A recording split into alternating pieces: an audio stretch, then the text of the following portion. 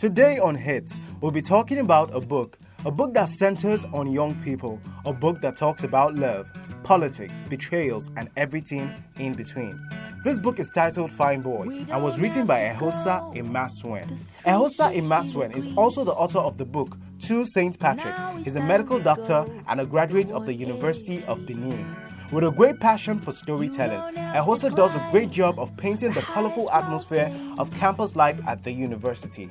At the center of Fine Boys is Enwine, a smart upper-middle-class adolescent, eager to gain admission into the university to study medicine. The novel is told from his point of view. Enwine can pass for any Nigerian undergraduate who attended a Nigerian university in the late 80s and early 90s. A bit of the novel is about the waiting for admission period, which Enwine spends with his friends, playing computer games, trying out new vices, and fantasizing about school. If you ever pass through a Nigerian university, you'll probably find yourself somewhere in this book, as it will bring back the memories. And even if you did not, hey, it still would make an interesting read, as you will be introduced to the Nigerian university system. Hits met up with F.A. Paul, a spoken word poet and a writer, to help review this book. Stay tuned, guys. You sure don't want to miss this.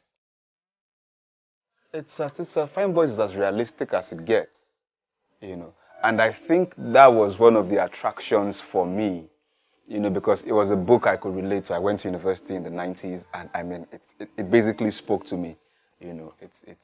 I felt very nostalgic, reading Fine Boys, because I could basically, see myself, I could see my friends, I could see our experiences, while we were on campus. So I think it's a very realistic book.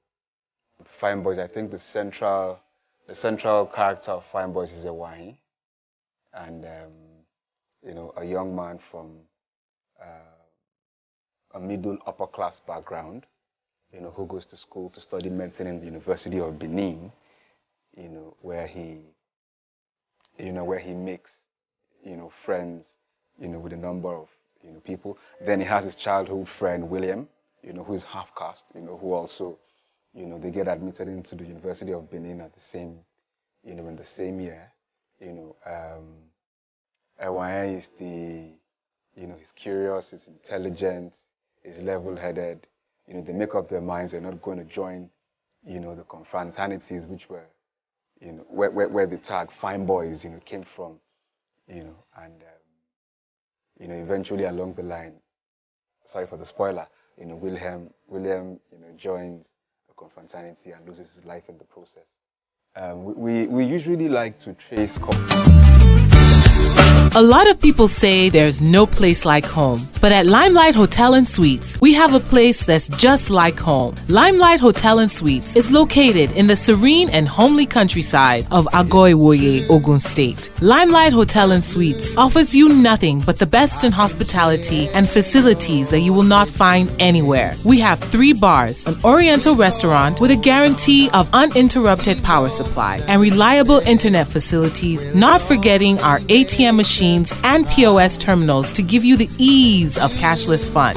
Come relax and retreat into the calm embrace of Limelight Hotel and Suites. For more information, log on to www.limelight.hotel.com or email us on info@limelight.hotel.com or call us on 0807 097 1904. Limelight Hotel and Suites, taking you to the limelight. Back to the Pirates confraternity formed by Professor Wale Soyinka, but I think it's something that's spiraled completely out of control. I went to university in the 90s, like I said, and I spent 12 years in the university, trying to get a 4-year degree, and that's because I got myself involved in a lot of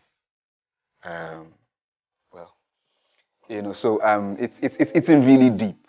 It's eating really deep. We lost a lot of young, vibrant, intelligent young people, to the menace that cultism has become, not just in our universities, but also in secondary schools.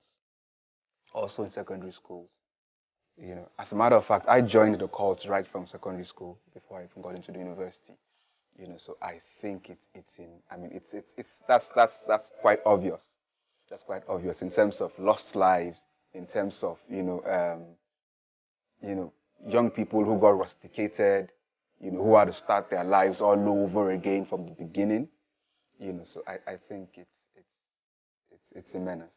Well, I think one slight shortcoming of Fine Boys is it doesn't particularly delve into the whats and whys of the confraternities, and it does not try to understand what gave rise to cultism and the character of cultism on campus, as it were. But but nevertheless, I could still relate to some of the characters. I could still relate to the pressure, to join a confraternity. I could still relate to the pressure of, being in a confraternity and having to watch your back. I could still relate to all of that. Fine Boys covers different themes. It's not just a book about cultism, as it were. You have, it's a book set, like I said, in the 90s. You have the political background and undertone there also. The annulment of the June 12th election, the student protests, that it sparked off. Then of course there's love. It's a story of love, and it's a story of friendship. So for people who are looking for, romance, it has a touch of that. So I don't think it would be a put-off for girls who, I mean, my wife read it in less than a week, in a couple of days, and she finished it. I mean, she liked it. So I think it's a book that has something for everybody.